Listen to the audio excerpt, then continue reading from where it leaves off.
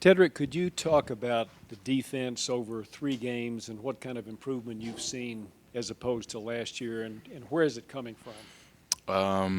To compare it to last year, I just feel like last year we didn't communicate as much as the defense, and I feel like this year we're communicating a lot more. And being our third year with Coach Mack and bringing in Coach Levitt, I just think that we believe in what Coach Mack is saying, and Levitt bringing that NFL mentality to us. We believe in what Levitt's saying, so just us communicating more and us believing in each other more. That's why our defense is able to create more turnovers and just have a lot more fun this year.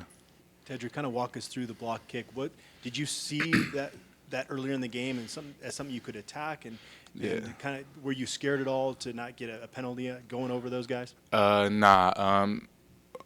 We always work on block kicks in practice, and that's something I do in practice a lot. But the guys I try to go against Nimbot, it's always Nimbot and Sean Irwin, so it's kind of hard for me to get over those guys. And because I do it in practice so much, it kind of turned over to the game. And then earlier we called that game after they tried to go for a PAT, and I mistimed my jump. So right before that play, I asked Coach Tumpkin to let me go, and I was just able to time out the jump right. So that's really what happened.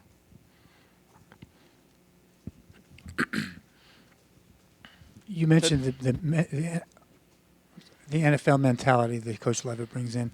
We all know what NFL is, obviously, but what do you mean when you say NFL mentality that he's bringing to the team? Just the little things like running on and off the field, getting on your teammates. That's probably one of the biggest things. I think the last 2 years I was here, some of our teammates have just let us get away with certain things, little things like not running off the field, not watching film. And now on the defense side, I know on the offensive side of the ball as well, but really on the defense side of the ball, a lot of guys are holding each other accountable. KO's always on guys, Addison's always on guys, and on defense in the back end, Kenneth Crawley, when we're not running to the ball or something like that, he's always on us. So I think that's what I mean by that, just, watching film more and holding each other accountable. More professional. Yeah, exactly. This team hadn't won 2 in a row, this team being you guys, since the beginning of the 2013 season. Now that you've won 2 in a row, just talk about, I guess, how it makes you guys feel. It definitely brings us a lot more. We're a lot more confident now, and we believe in ourselves. And we just got to keep it going. We can't take a step back. And every game is important, just like this game is important.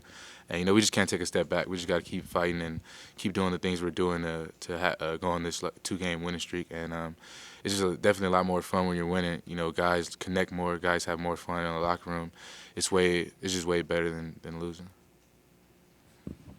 Tedric, how has the targeting rule affected the way you play, the way you tackle, just the way you approach things? Well, to be honest, during the game, I don't really, I don't really think about it. I think if you think about stuff like that, you're gonna go helmet to helmet and stuff like that. So I don't really think about it, but it kind of does change the way you approach the game because the referees are so, they want to call it to obviously protect the receivers. Like the hit that Afalabi had, a lot of people think that was a legal hit, and we all think that was a legal hit, but it just sometimes out of the ref's hand, and the game's going so fast, so you just can't think about it. You just got to go out there and play. So Coach Mack said earlier that he showed you guys some clips from the Sacramento State loss from a couple of years ago.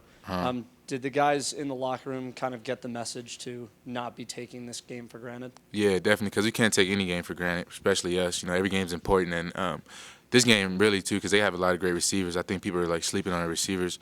They got some great, fast, athletic receivers, and then their quarterback, he can throw, but he can also run the ball, really, really well. He can beat you in the run game and the pass game. So on the defense side of the ball, we can't sleep on their offense, and they have a big old line too. That's another great thing they have. So and showing us the Sac State team, the Sac State film was great because he said that year Sac State only won 3 games, and I think Colorado was favored to win that game. They ended up losing, and I talked to CP. He said that there was no way they should have lost this game, and we can't. That's how we got to approach it. We got to approach it just like we did last week. We got to have that intense focus in practice and intense focus in the game, and we should be fine.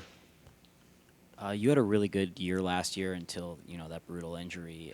What does it mean to you, and how important has it been to you to start the year off strong like you have? It means a lot. I think God put people through certain situations, and when I got hurt last year, I was upset that I couldn't play. It was killing me that I wasn't able to travel with the team and stuff like that. But I think God, put me through that for a reason, and now I really cherish every game, every play. It's still sometimes where of course everybody don't want to go to practice. Still sometimes I wake up, but I always think back to that hit, and it kind of gets me going because football means a lot to me, and just sitting out really hurts. So I think that's why I'm having the type of year I'm having.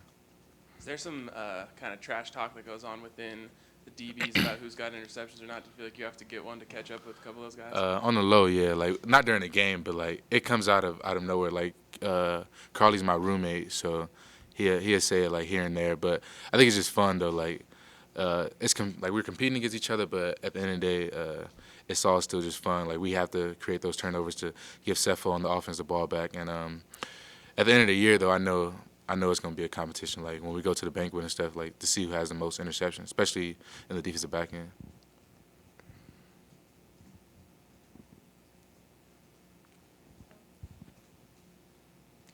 Have you caught yourself? And I know your coach would hate hearing you say this, and if you don't want to be honest with me, I get it. But have you caught yourself thinking ahead to what's next, and if you had to like kind of say no, don't think about what's happening in 2 weeks. You got to focus on today. Do you catch? I mean, human nature is hard to fight, and I would think that would be what human nature. You're talking about like towards the Oregon game, or Yeah. towards the, sometimes, but I stop myself like quick. Like when I'm watching film, I'll see. Only time I really think about it is like when I'm watching film, and then I'll see Oregon like right beneath, and I'll see like the rest of the conference. But like I don't really I haven't watched Oregon film or anything like that. Like we really focus on Nicholls State because like that's a big game for us. And like I said earlier, like they got some players that can like really change the game for them. So like I don't really to be honest, I don't really look until the future until it's there, because I feel like once you do that, you're not gonna have as much focus as you should on the upcoming game. So I don't really focus on it, to be honest with you.